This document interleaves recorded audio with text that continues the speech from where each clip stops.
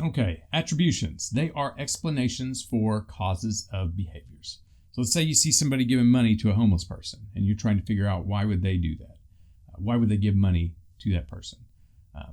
What you're going to do is make a guess about their behavior, or inferences, another way of putting it. The results of those guesses are attributions. After you come up with an attribution or a guess for their behavior, you might think, what factors led up to that? And that's what's addressed in attribution theory. Attribution theory, trying to make sense of someone's behaviors. And there are three dimensions that researchers look at for this. Internal versus external is the first one. Internal attributions are specific to that person. So that's the person's traits, their abilities, things of that nature. External attributions are outside of the person, like social pressure, for example. The weather, even luck, is an external cause. An example, did a student get a bad grade because they didn't study, which would be internal, or because the test was too hard? That would be external. That's outside of their control. That's the first one. The second one is stable versus unstable. Is it a permanent feature or is it something that's just temporary? Example, if someone gets really angry, are they always angry? That would be stable.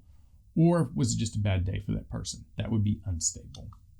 And finally, the last one, controllable versus uncontrollable. Some things you are in control of and some things you're not. Example, you might make great food for a picnic, which was controllable for you, but then it rains during the picnic. So that's something that's uncontrollable.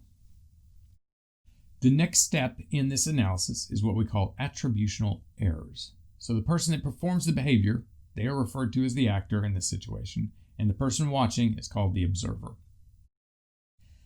Actors are more likely to blame external causes.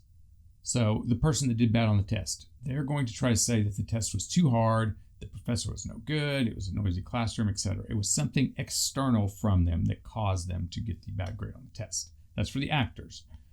For observers, they're more likely to blame internal causes. So if a student comes to me and says the test was too hard, but then I look at the average and it's a 90, I'm more likely to blame internal causes, something about that person or that student, rather than external causes, like the test was too hard. That being said, the tendency for observers to overestimate the importance of internal traits and to underestimate external factors is called the fundamental attribution error. So, as an example, let's say you see someone speeding down the road, and they're weaving in between lanes, driving crazy. And in your mind, you might think, okay, this person's driving like a madman. Something is wrong with them, that person, internally. But you don't have all of the information. So what if sitting next to him is his pregnant wife that just went into labor? So that's an external factor that is causing him to drive like that. It was actually something external causing that behavior. You made a mistake in assigning it to him, the internal characteristic, instead of something that was happening externally, and that is the fundamental attribution error. Okay, moving on to heuristics. We discussed these in an earlier chapter. Basically, they're mental shortcuts. Again, we are cognitive misers. We don't want to think too hard about things, so sometimes we make guesses about people or situations, and these are called heuristics. Example, for some people, when they hear the word like engineer, they think of a man. So if they see a woman in the occupation of an engineer, it doesn't quite mesh with their heuristic of an engineer, and so consequently, they don't think she'll be a good engineer because she doesn't look like what that person thinks an engineer should look like. It doesn't match their heuristic. A common heuristic is the false consensus effect. Basically, that you overestimate how much everyone else thinks like you do.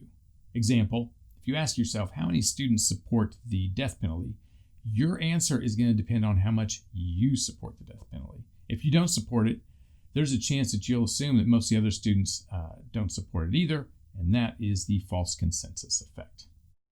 All right, that's it for attribution. On the next slide, we will cover the self as a social object.